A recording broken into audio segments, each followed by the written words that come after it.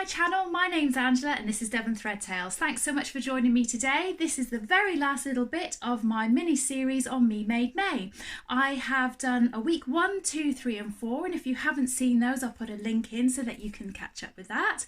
And today is Friday, it's the 29th, so it's just going to be today, Saturday and Sunday, and then I'm going to do a very small roundup on how I feel that the whole month has gone and thoughts and feelings on my me mades and garments I'd like to sew.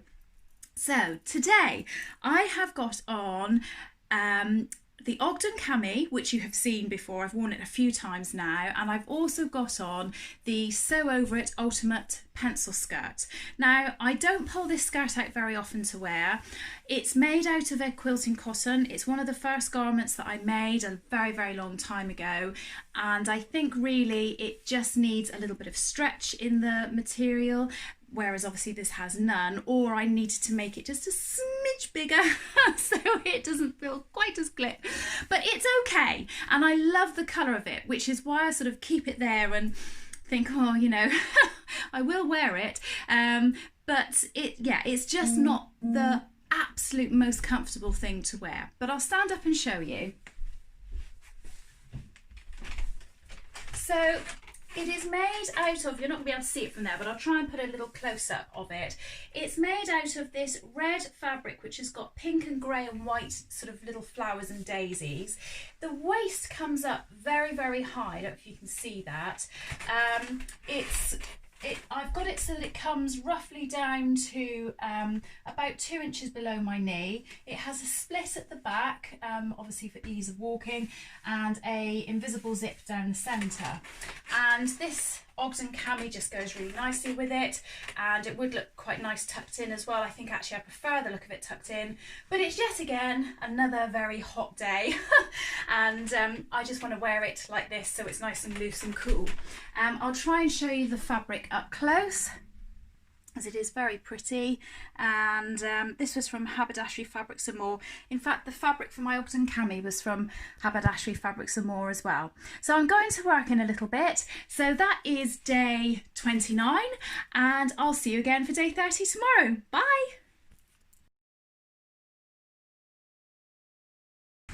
It's Saturday morning and just about to go for a bike ride. And look who's just turned up for a little drink in the river. How adorable is that little one there in the middle? Aren't they gorgeous? I just saw them and I knew I had to share. Beautiful.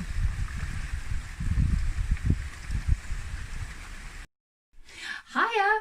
So I've got a bit of a confession to make. Today is Sunday, it's the 31st of May. I got home from my bike ride yesterday. I completely forgot to do a video. I'm really sorry. So I got home and I got showered and I did something that I've been wanting to do for ages, and through all this lockdown we've had the most gorgeous weather, but either I've been having to get stuff done at home or working or what have you, but I put my bikini on and I got a drink, a lemonade or something, and I sat out in the garden and just chilled, and it got to the end of the evening and I thought, oh, I didn't do my video. So I'm really sorry.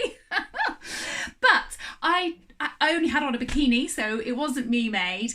But what I will say is that I've seen quite a few people make swimming costumes and bikinis and things, and I actually could do with a new bikini. So it would be really good to try and get that under my me made belt as well. The other thing that I wore for most of the day over it, when I was sort of in and around the house, was this. This is a really old, well, it looks like a net curtain, doesn't it? But it's just like one of those little chuck-on things, so you're not completely, you know, just in your, well, for want of a better word, undies. And I quite like the idea of making myself some sort of very lightweight shrug or something like that, so, you know, out of a viscose or a really lightweight fabric. Anyway, I'm trying to think of the word but I can't think. Anyway, The one thing that I did want to show you is I have got on my very first pair of True Bias Hudson pants, and I was just going to show you these because this is, you know, another one of the things that I like to chuck on of an evening. This is my most favourite pair that I have, the very first pair I ever made, and I've got it on with a just totally plain white sew over it molly top. And the molly top is it is a t-shirt with a grown-on sleeve, so you don't have to inset a sleeve. It normally comes with a long sleeve that you can attach, but obviously you can just miss that off, and it is literally a front and a back and a neckband, and that's all it is. It's so simple. And the True Bias Hudson pants you've seen before, but obviously I'll just stand up and show you. So hopefully you can see them from back there. Now these are in a very pale blue fabric with a black and white sort of silhouette-y type flower on them. I'll get up close in a minute and show you. They have the elasticated waistband. I've got a tie in these. I don't think the tie is essential, it's more for decoration than anything. Obviously it's got the pockets and it's got the little bit of a cuff around the edge. I've actually folded mine up because they're quite long. I like them long and I like the look of it with it folded up, so I wouldn't change that and make it smaller. I'd still do it exactly the same. I just love them. I just think they're really nice and they're so comfortable. I think they look quite nice. I wouldn't be embarrassed if somebody came to the door and I had these on. I will just show you quickly the fabric. So this fabric was from Hobbycraft. It was incredibly cheap. It's just a cotton jersey and I just really love it. Now, I said that I was going to do a bit of a roundup of my Me Made May, and I have to say I have enjoyed doing this so much. It has been such a lot of fun. It's been great to pull things out of my wardrobe that I wear a lot of the time and think about why I like them and why I wear them. Is it because of the pattern? Is it because of the fabric? Is it because of the fit? That kind of thing. But it's really made me pull things out of my wardrobe that I wouldn't wear or just have given up on wearing. So for example, my Lander pants, which the button placement was all wrong and I wasn't sure about the wide leg, I actually have now re-sewn the buttons, and the buttons are in the right place and they look so much better. I was about to cut them off and make them culotte length, but I kind of wore them for a little bit and all of my family said, do you know what, I think you should keep them long. They look really nice as they are. So I've kept them the same, but now that I've done that, I'm more encouraged to make them again, and I think I will make them in the culotte length as well, just to see how that fares. So over the course of the few weeks, some of the things that I've said that I would like to make are a cardigan, and I'm really tempted to get the Tilly and the Buttons, oh, I can't remember the name of it, but it's her latest book, Simple Sew.